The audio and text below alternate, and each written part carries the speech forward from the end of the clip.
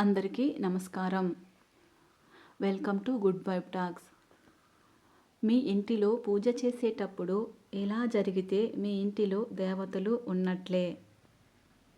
ఎవరైతే భక్తి శ్రద్ధలతో దేవుడిని పూజిస్తారో అలాంటి వారికి ఖచ్చితంగా మంచి జరుగుతుంది.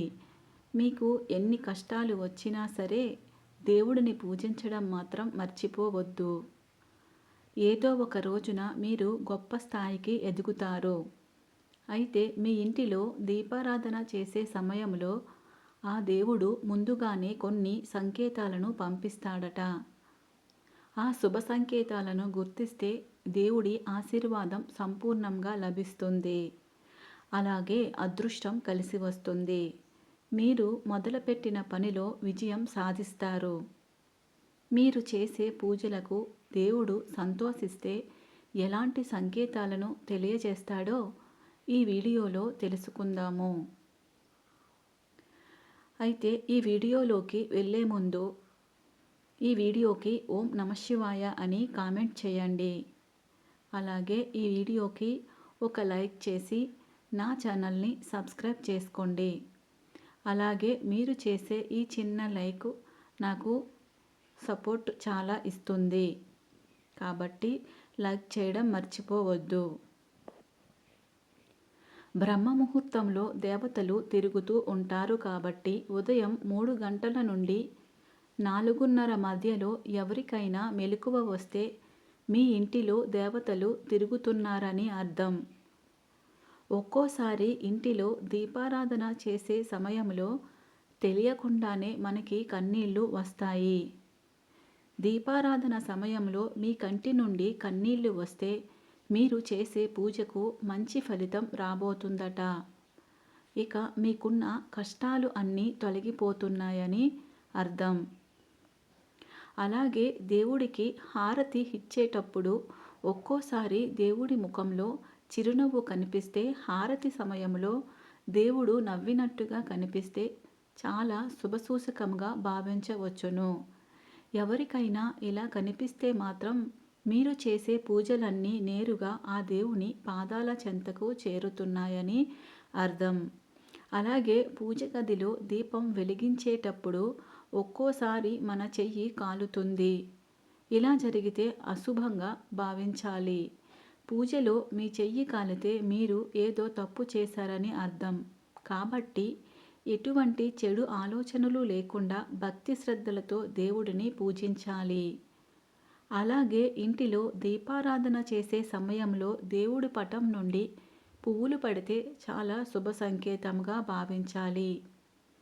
దేవుడికి పెట్టిన పువ్వులు అకస్మాత్తుగా కింద పడితే మీ పూజకు దేవుళ్ళు సంతోషంతో ఉన్నారని, మీ ఇంటికి మంచి జరగబోతుందని శుభ సంకేతం. ఈ పువ్వులను దేవుడి ఆశీర్వాదంగా భావించి మీరు మీ బీరువాలో పెట్టుకుంటే డబ్బు పరంగా మీ ఇంటికి బాగా కలిసి వస్తుంది. జీవితంలో డబ్బుకు కొరత ఏర్పడదు. ఇంటిలో దీపారాధన చేసే సమయంలో ఆవలింతలు వస్తే మీ ఇంటిలో దుష్టశక్తులు ఉన్నాయని అర్థం. అలాగే ఉన్నట్టుండి దేవుడి కుంకుమ చేజారి కింద పడుతుంది. ఇది అశుభంగా భావించాలి. పూజా సమయంలో ఇలా జరిగితే మీ భర్తకి సమస్యలు రాబోతున్నాయని అర్థం. ఇలా కుంకుమ కింద పడినప్పుడు దాన్ని చీపురుతో ఓడవకుండా ఆ కుంకుమను చేతితో తీసి పారుతున్న నీటిలో కలిపితే ఎలాంటి దోషము ఉండదు. అలాగే మీ ఇంటిలో అనుకోకుండా పాలు పొంగితే ధన రూపంలో మీ ఇంటికి లక్ష్మీదేవి రాబోతుంది అని అర్థం. ఒక్కోసారి ఉన్నట్టుండి గజ్జెల శబ్దం వినిపిస్తూ ఉంటాయి. మీకు గజ్జెల శబ్దం వినిపిస్తే మీ ఇంటిలో లక్ష్మీదేవి తిరుగుతుంది అని అర్థం. ఐశ్వర్యం మీ ఇంటికి రాబోతుంది అని సంకేతం. అలాగే ఒక్కోసారి మన ఇంటిలో ఎవరో ఉన్నట్టుగా అనిపిస్తారు. ఇలా అనిపిస్తే మాత్రం మీ ఇంటిలో దేవతలు ఉన్నారని సంకేతం. మీ ఇంటికి అదృష్టం పట్టబోతుందని అర్థం. అలాగే ఇంటిలో దీపారాధన చేసేటప్పుడు ఒక్కోసారి దీపంలో నూనె లేకపోయినా సరే దీపం అలాగే వెలుగుతూ ఉంటుంది. ఇలా జరిగితే మాత్రం చాలా అదృష్టంగా భావించాలి. మీ ఇంటిలో దేవతలు తిరుగుతున్నారని అర్థం.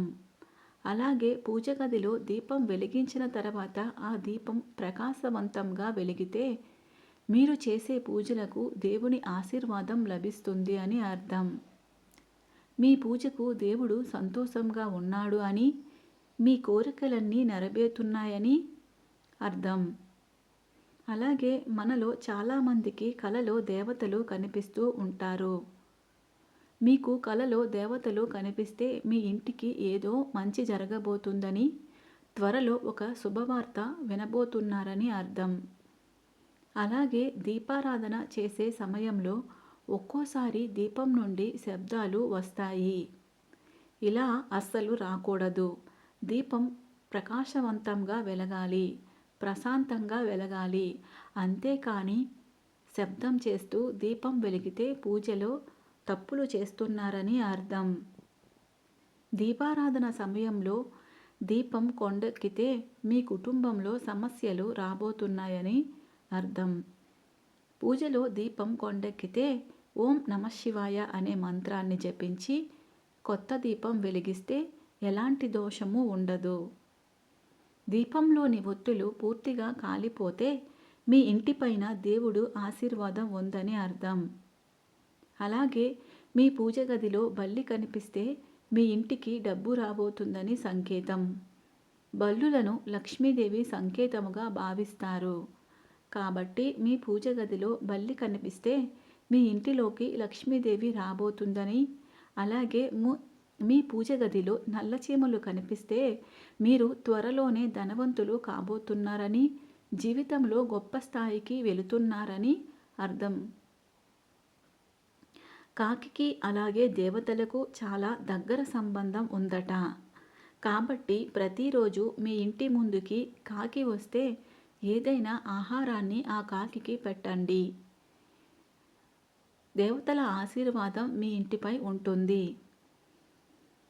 దేవుడి పూజలో కొబ్బరికాయ కొట్టేటప్పుడు కొబ్బరికాయ కుళ్ళిపోతే వెంటనే దాన్ని తీసివేసి కాళ్ళు చేతులను శుభ్రంగా కడుక్కొని ఒక కొత్త కొబ్బరికాయను కొట్టండి.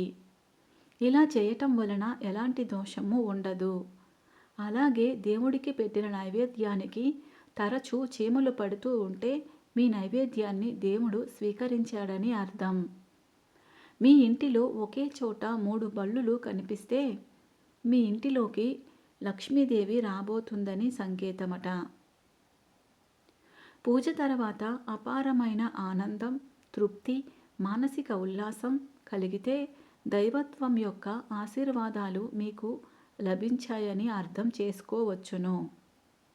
అలాగే పూజకు సమర్పించిన పువ్వులు ఎక్కువగా వాడిపోకుండా ఉండడం, దేవుడికి పెట్టిన కుంకుమ స్పష్టంగా కనిపించడం, ప్రసాదం యొక్క రుచి అద్భుతంగా అనిపించడం వంటివి దైవత్వం యొక్క అనుకూలతలకు సంకేతాలట. అలాగే మీరు పూజలో ఉన్నప్పుడు మీ మనస్సులోని సందేహాలు, భయాలు, ప్రతికూల ఆలోచనలు దూరమై ఆశతో, సానుకూలతతో నిండిన అనుభూతి కలిగితే దేవతలు మీ యొక్క ప్రార్థనను వింటున్నారని అర్థం. కొందరు పూజలో ఉన్నప్పుడు లేదా తమ అంతర్దృష్టిలో ఓం ధ్వని లేదా ఏదైనా మంత్రం యొక్క శబ్దాలు వినబడటం, ఇది అత్యంత బలమైన దైవిక ఉనికికి సంకేతముగా చెప్పవచ్చును. అలాగే పూజ చేసేటప్పుడు మీ శరీరంలో ఏదో తెలియని శక్తి ప్రవహిస్తున్నట్లు, చల్లని గాలి మిమ్మల్ని తాకినట్టుగా అనిపిస్తే దైవశక్తి మీ చుట్టూ ఉన్నదని సంకేతమట. అలాగే తులసి మొక్క దగ్గర బల్లులు కనిపిస్తే మీ ఇంటిపై లక్ష్మీదేవి యొక్క ఆశీర్వాదం ఉందని అర్థం. లక్ష్మీదేవి యొక్క స్వరూపమైన తులసి మొక్క ఎండిపోతుంటే మీ ఇంటికి కీడు జరగబోతుందని సంకేతం. ఉప్పును లక్ష్మీదేవి స్వరూపంగా భావిస్తారు. కాబట్టి మన చేతి నుండి ఉప్పు కింద పడితే మీ ఇంటిలో డబ్బు నష్టాలు జరగబోతున్నాయని అర్థం. మీకు ఎక్కడైనా గుడ్లగూబ కనిపించినా మీకు మంచి జరగబోతుందని అర్థం. గుడ్లగూబ లక్ష్మీదేవి వాహనం. కాబట్టి గుడ్లగూబ కనిపిస్తే శుభ సంకేతముగా చెబుతారు. మీ ఇంటిలో అకస్మాత్తుగా ఎలుకలు కనిపిస్తే అది దురదృష్టానికి సంకేతమట. తరచూ మీ ఇంటిలో ఎలుకలు కనిపిస్తే భవిష్యత్తులో ఏదో చెడు జరగబోతుందని అర్థం.